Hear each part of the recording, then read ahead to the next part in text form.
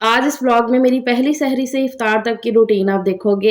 इस रमज़ान में अगर आप अपना वेट कम करना चाहते हो, पकोड़े, समोसे, तली हुई चीज़ें खा के परेशान होते हो कि हमारा वेट और बढ़ जाएगा, तो आज का ये व्लॉग आपके लिए स्पेशल होने वाला है क्योंकि मैं आपके साथ शेयर करूँगी एक बहुत ही मज़ेदार सी ऑयल फ्री रेसिपी जो आपकी इफ्तार की क्रेविंग को फुलफ़िल करेगी। कल के दस्तरखान को सजाने के लिए काफ़ी आपको आइडियाज़ भी मिल जाएँगे इस व्लॉग से। तो व्लॉग प्लीज़ पूरा देखिएगा बिना स्किप करे। किसी भी पॉइंट पे आपको आज का ये वीडियो पसंद आए तभी एक लाइक और चैनल को सब्सक्राइब प्लीज़ लाज़मी करिएगा। अस्सलामुअलैकुम, क्या हाल-चाल है? कैसी है मेरी प्यारी सी यूट्यूब फैमिली? अल्हम्दुलिल्लाह जी मैं बिल्कुल ठीक-ठाक हूँ, अल्लाह का करोड़ बार शुक्र है। सबसे पहले तो जी जुम्मा मुबारक, रमज़ान का ये पहला जुम्मा है अल्हम्दुलिल्लाह से अल्लाह ताला हम सब की दुआओं को कबूल करे और हम सब की दिली मुरादें पूरी हो जाएँ। आमीन सुम्मा आमीन। अच्छा ये सहरी का टाइम है और मैं उठ गई थी पौने 4 बजे। अलार्म मैंने सेट किया हुआ था, रात को मैं बहुत ही टाइम से सो गई थी। मेरा ना सर भारी हो रहा था रात को, तो अल्लाह का शुक्र है रात भर नींद पूरी हो गई है ना, तो काफ़ी फ्रेश थी मैं इस टाइम पे। और अल्हम्दुलिल्लाह जी मेरे बच्चे भी उठे हैं मेरे साथ ही। जैसे मैं उठी हूँ ना, उन्हें भी पता चल गया कि सहरी का टाइम हो गया, तो वो भी मेरे साथ ही उठ गए हैं।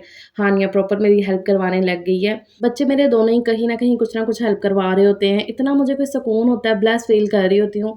इस टाइम पे ना मेरी आँखों में आँसू ही आ गए थे क्योंकि मैं एक टाइम याद कर रही थी शादी के बाद का, जब मैं सहरी के लिए बिल्कुल अकेली उठती थी। मोस्टली मैं सहरी ना अकेली कर रही होती थी। क्योंकि हस्बैंड जो है ना कभी उठ जाते थे लेकिन कभी वो नहीं भी उठते थे। मैंने काफ़ी दफ़ा बताया हुआ कि वो इन्हेलर यूज़ करते हैं, तो वो रोज़ाना नहीं रखते थे तब बिल्कुल भी। तब उनकी तबीयत जो है ना उसी हिसाब की ज़रा ख़राब रहती थी, तो इसलिए ना फिर वो नहीं रखते थे रोज़ा। लेकिन अल्लाह का शुक्र है अल्हम्दुलिल्लाह से इस बार उन्होंने दोनों रोज़े अभी तक के रखे हैं। कल भी रोज़ा रखा उन्होंने और आज भी उनका रोज़ा है माशाल्लाह माशाल्लाह से। अल्लाह ताला उन्हें बुरी नज़र से बचाए और ऐसे ही उन्हें रोज़ा रखने की तौफ़ीक दे। माशाल्लाह ला हौला वला कुव्वता इल्ला बिल्लाह। ख़ैर यहाँ पर सहरी का एहतमाम हो रहा है। यहाँ पर मैं पराठे बना रही हूँ। इससे पहले मैंने दही में शक्कर ऐड करके रख दी है। सहरी में हमें दही शक्कर खाना अच्छा लगता है। चीनी के मुकाबले में ना ज़रा शक्कर थोड़ी-सी लाइट होती है। एक तो ज़्यादा भारीपन नहीं लगता है और दूसरा अगर आप डाइट वग़ैरह कर रहे हो ना, तो उसके लिए भी सही रहता है ना, कि दही में शक्कर ऐड करके खा लो। और हमें तो वैसे ज़रा अच्छी लगती है दही शक्कर खाना। तो इसलिए मैं पहले से डाल के रख देती हूँ दही के अंदर शक्कर, तो वो ज़रा ना खाते टाइम जब तक खाना होता है ना तब तक मेल्ट हो जाती है, तो सही रहता है। अच्छा ये साथ में यहाँ पर मैंने पराठे बना लिए हैं, अपने लिए तो पराठा नहीं बनाया है, क्योंकि मैंने काफ़ी दिन से अवॉइड किए हुए पराठे खाने, तो हानिया का भी आज दिल नहीं था पराठा खाने का, तो इसलिए फिर उसके लिए भी मैंने ब्रेड ही सेंक लिया है और साथ में उसके लिए मैं ये मीठा अंडा बना लूँगी, उसको काफ़ी पसंद है ये मीठा अंडा। ब्रेड के साथ या पराठे के साथ भी वो बड़े शौक से खा लेती है। मेरी हानिया है ऐसी, वो खाने के मामले में ज़रा भागती है, तो उसके लिए ना फिर मुझे ज़रा थोड़े से ऐसे जतन करने पड़ते हैं कि उसकी पसंद की चीज़ ज़रा बना के दे दूँ। क्योंकि वो मना ही कर रही थी कि मम्मा मैंने कुछ भी नहीं खाना, मैं ये खा लेती हूँ, मैं वो खा लेती हूँ, या मैं पानी पी लेती हूँ या सिर्फ़ मुझे दूध दे दो। तो मैंने कहा नहीं बेटा आपने रोज़ा रखना है पूरा दिन, तो ये सही नहीं है, तो इसलिए ना फिर मैं आपको ये बना देती हूँ। तो यहाँ पर ना अंडे के अंदर मैंने चीनी ऐड कर दी थी 1 चम्मच जितनी और अच्छे तरीके से इसको फेंट लिया है। इसके लिए ना ऑयल या घी जो भी आप यूज़ करो ना, तो वो थोड़ा ज़्यादा करना पड़ता है और इसकी प्रॉपर टिक्की नहीं बनती है, क्योंकि इसके अंदर चीनी होती है ना, तो वो मेल्ट होके ज़ाहिर-सी बात है पानी-पानी सी हो जाती है। तो इसलिए ना इसे सिर्फ़ इस तरह से क्रम्बल सा बनाना होता है। अच्छा ये पराठे के साथ भी अच्छा लगता है, ब्रेड के साथ तो अच्छा लगता ही है ना, तो पराठे के साथ भी इसे खा सकते हो। जैसे कि छोटे बच्चे सालन वगैरह नहीं खाते हैं शौक से, तो उनको भी आप बना के दो। बच्चे ना शौक से खा लेंगे ये, क्योंकि उनको अंडा वगैरह पसंद होता है और मीठा हो जाए तो फिर और ज़्यादा अच्छा लग रहा होता है। और ये जो मीठी चीज़ें होती हैं ना, ये रोज़-रोज़ के लिए भी सही नहीं होती हैं। मतलब कभी-कभी हो गया तो सही है। मैंने अक्सर ख़वातीन को देखा है कि जैसे कि मीठा पराठा, मीठी रोटी इस तरह से ना वो अक्सर बच्चों को बना के देती हैं। तो अगर रोज़ाना दो ना बना के, तो बच्चों की ना सालन खाने की आदत ही ख़त्म हो जाती है। इसलिए ना रोज़ाना के लिए चीज़ें ना रखा करें, कभी-कभी के लिए हो जाता है तो सही है।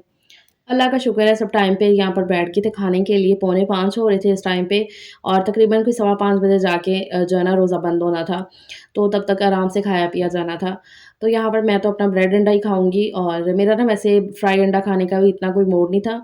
मेरा दिल था कि मैं बॉयल कर लूँगी, लेकिन ना रात को मैं करना ही भूल गई।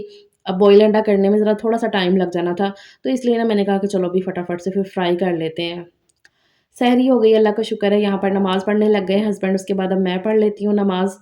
जब तक बच्चे पढ़ने लगे नमाज़, मैंने यहाँ से किचन अपना पूरा साफ़ कर लिया है। इतना ये कोई सुकून वाला काम है ना, सच में हम औरतों के लिए ना ये मेंटली सैटिस्फैक्शन है, किचन साफ़ होना सहरी और इफ्तारी के बाद, क्योंकि माशाल्लाह से रूटीन से ज़रा हट के बर्तन होते हैं। लेकिन ये है कि साथ-साथ जितना करते रहो ना, उतना अपने लिए सुकून है। ये सब करने के बाद मैंने तस्बीहां कर ली थी लेट के और फिर यूट्यूब एडिटिंग का कुछ काम वगैरह कर लिया, व्लॉग आप तक पहुँचाया। कल मैंने आपसे पूछा था कि मैं व्लॉग किस टाइम पे अपलोड करूँ, सुबह के टाइम पे या इफ्तार के बाद? तो मुझे ज़्यादातर कमेंट यही आए हैं कि आप ही सुबह का टाइम ही सही है, क्योंकि मुझे भी सुबह का टाइम ही सूट करता है, तो इसलिए ठीक है, सुबह के टाइम ही व्लॉग आया करेगा। अच्छा ख़ैर वो सब करने के बाद मैं सोई नहीं हूँ, सहरी के बाद बिल्कुल भी सोई नहीं थी। यूट्यूब का सारा काम ख़त्म किया, उसके बाद मैंने घर की सारी क्लीनिंग वगैरह की है और अभी ये ज़ोहर का टाइम है, तो नमाज़ पढ़ने के बाद मैंने भी कुरान पाक की तिलावत भी कर ली है। यूट्यूब को साथ लेकर चलना आसान चीज़ बिल्कुल भी नहीं है और ऐसे जब रमज़ान की ये टफ़ रूटीन हो ना, तो इस सब में मतलब कि काफ़ी मुश्किल हो जाता है। लेकिन हाँ, जब हम औरतें कोई चीज़ ठान लेती हैं ना, तो वो करके रहती हैं कि जब हमने कुछ ठाना हो कि नहीं भी अपनी ज़िंदगी में हमने कुछ ना कुछ करना है, तो फिर वो सारी जो सोच होती है ना वही आपको हिम्मत देती है आगे बढ़ने की। एंड आई स्ट्रांगली बिलीव कि हिम्मत करने वालों की कभी हार नहीं होती है। अच्छा ख़ैर नमाज़ अदा करके मैं सीधा आ गई इफ़्तार की तैयारी के लिए किचन में, क्योंकि छोटे-छोटे से काम जो है ना थोड़े पहले से करके रखने होते हैं, क्योंकि time management is so important for Ramzan. तो इसलिए इफ़्तार की तैयारी के लिए ना मैं ज़ोहर के फ़ौरन बाद आ जाती हूँ किचन में, क्योंकि चीज़ों को पकाना वग़ैरह वो तो एक होता है ना, लेकिन इनकी तैयारियों में काफ़ी टाइम लग जाता है। जैसे कि फलियों को भीगने में अच्छा खासा टाइम लगता है। हालाँकि मैं उनमें गरम करके पानी डालती हूँ, लेकिन फिर भी टाइम तो लगता है ना, इसलिए जितना हो सके ना उतना टाइम से लग जाओ ना चीज़ों में, उतना अपने लिए भी सही होता है, हड़बड़ाहट नहीं होती है और टाइम से हर काम हो भी जाता है और तसल्ली से होता है ज़रा। अच्छा यहाँ पर ये बंद गोभी ली है, इसको मुझे चॉप करके रखना है, तो इसमें से ना हाफ़ जो बची है तो वो मैंने ना चॉपर में अच्छे तरीके से बंद करके रख दी है। इस तरह से ना करके रखो, तो ना सब्ज़ी जल्दी ख़राब नहीं होती है, स्पेशली ये जो बंद गोभी होती है ना ऊपर से काली नहीं फिर होती है। तो वो मैंने फ्रिज में रख दी, बाकी ये जो हाफ़ मैंने कट की थी, हाफ़ से ज़रा कम ही मैंने कट की है और उसको कटर के साथ ना मैंने बिल्कुल बारीक रख के काट लिया है। वैसे बंद गोभी को ना काटना बड़ा ही मेस वाला काम हो जाता है। अच्छा ख़ैर यहाँ पर इसको काट के मैंने ये बाउल में ऐड कर दिया और साथ ही मैं नमक डाल दूँगी। नमक डाल के ना थोड़ी देर के लिए इसको मैं रख दूँगी साइड पे, क्योंकि बंद गोभी का ना पानी मुझे निकालना है, तो इसलिए नमक डाल के रख दो ना, तो अच्छे से वो पानी छोड़ देगी 10-15 मिनट तक। अच्छा बाकी का ये जितना भी कटिंग चॉपिंग का काम है ना, ये सारा मैं इधर हॉल में लेकर बैठ जाती हूँ। एक ही दफ़ा में जितनी भी चीज़ों को काटना है वो सब सोच के रखा है कि आज क्या-क्या बनेगा। तो उसी हिसाब से ना मैंने सारी चीज़ों की कटिंग चॉपिंग कर ली है। फ्राइज़ हो गए, साथ में पकौड़ों का सारा सामान मैंने तैयार करके रख लिया है। और बनेंगे जी डम्पलिंग्स, मोमोज़। तो उसकी स्टफिंग के लिए ना यहाँ पर मैंने थोड़ा-सा चिकन और साथ में एक छोटा-सा प्याज़ चॉपर के अंदर चॉप कर लिया अच्छे तरीके से। चिकन और प्याज़ को ना मैंने एक ही दफ़ा में चला लिया था, तो चिकन का कीमा भी बन गया और प्याज़ भी चॉप हो गए उसमें अच्छे से। और इधर ये जो बंद गोभी के अंदर मैंने नमक डाल के रखा हुआ था ना, नमक डालने की वजह से उसने जल्दी से पानी छोड़ दिया अपना। अब मैं अच्छे तरीके से ना इसको निचोड़ लेती हूँ। इसमें से जितना भी एक्स्ट्रा पानी है ना वो निकल जाए। तो ये निचोड़ के मैं इसे चॉपर के अंदर ही रखती जा रही थी। हालाँकि मुझे अब ये चॉप तो नहीं करना, लेकिन मैंने कहा अब अलग से क्या ही बर्तन गंदा करूँ ना। तो ये मैंने इसके अंदर रख दिया और साथ में अब मैं स्पाइसेस ऐड कर देती हूँ। काली मिर्च का पाउडर मैंने डाला है और साथ में कुटी लाल मिर्च ऐड कर दी अपने हिसाब से। और नमक डालते हुए ना ज़रा ध्यान रखना है, इसलिए मैं भी अपना चम्मच वापस ले गई थी, नमक डालने लगी थी। फिर मैंने कहा कि नहीं है, मैंने ना क्योंकि गोभी के अंदर भी नमक डाला था, हालाँकि मैंने निचोड़ लिया, लेकिन फिर भी सॉल्टपन है उसमें और ये जो सॉस वग़ैरह ऐड करनी है ना, इसमें भी ज़रा सॉल्टी होती हैं सॉल्टपन होता है।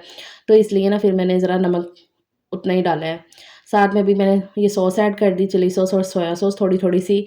अब मैं अच्छे तरीके से इसे मिक्स कर दूँगी, तो ये स्टफिंग रेडी हो गई है डम्पलिंग्स की, मोमोज़ की। बहुत ही सिंपल सी ये स्टफिंग होती है, लेकिन बहुत ही टेस्टी बनते हैं ये। अब यहाँ पर मैं अपना जुगाड़ू सा स्टीमर तैयार कर लेती हूँ, तो मैंने कढ़ाई रख दी है चूल्हे पे, इसमें मैंने पानी ऐड कर दिया था थोड़ा-सा और साथ में ये जो दूध की छलनी है ना, ये मैं रख दूँगी कढ़ाई के अंदर। ये इतनी होनी चाहिए कि जो ना पानी को टच ना करे, तो ये मेरा जुगाड़ू स्टीमर बन के तैयार हो गया है। मैंने ढक्कन ढक दिया है और हल्की आँच करके छोड़ दिया पकने के लिए। अच्छा यहाँ पर ये जो मैंने मैदा गूँध के रखा हुआ है ना, ये वही है जिसकी मैंने पापड़ी बनाई थी ना 1-2 दिन पहले। तो इसमें से ना इतना सा आटा बच गया था, ये मैंने उठा के रख दिया था फ्रिज में। तो ये मैंने कहा था कि चलो इसका कुछ ना कुछ और बन जाएगा।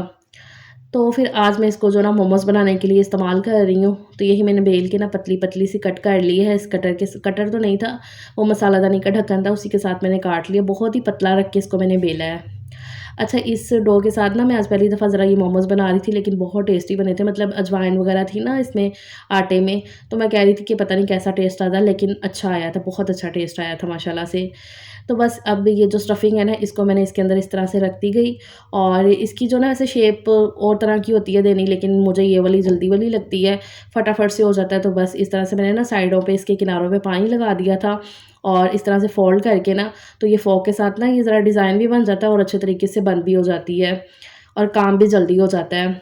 जब तक मैंने ये सब किया ना तब तक यहाँ पर अच्छे से पानी गर्म हो गया, मतलब कि स्टीमर तैयार हो गया है।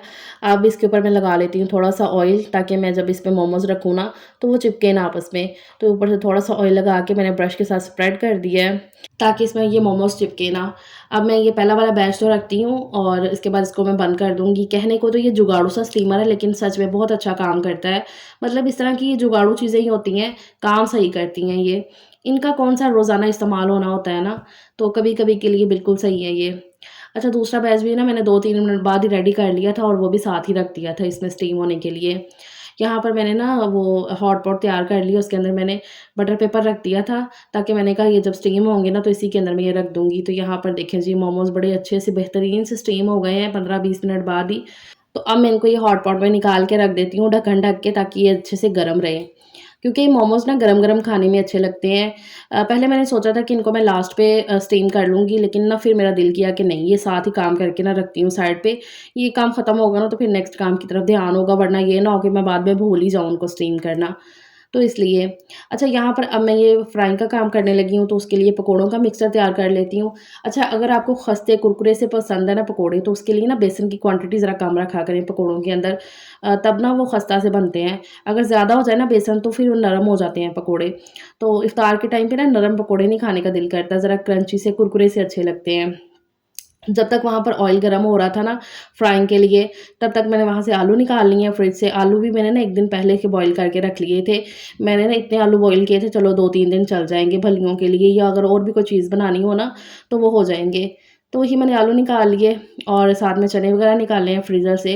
वो काम भी मुझे पहले कर लेना चाहिए था, लेकिन आज पहला रमज़ान है ना इफ्तारी, तो वही चीज़ें जो ना काफ़ी प्लान की भी थी मैंने, और कुछ जो है ना थोड़ी अनप्लान सी हो रही थी। तो जैसे-जैसे अब रूटीन ज़रा सेट होती जाएगी ना, तो और ज़्यादा ये चीज़ें सारी रूटीन में आ जाएँगी इंशाल्लाह। तो चने भी निकाल के मैंने वो बाउल में रख दिए ज़रा अनफ्रीज़ होने के लिए, और यहाँ पर अभी ये फ्राइंग का काम करने लग गई थी और ये भी मेरे से ना ये गलती हो गई कि मैंने ऑयल इतना ज़्यादा डाल दिया, ऑयल का पूरा पैकेट मैंने डाल दिया कढ़ाई में।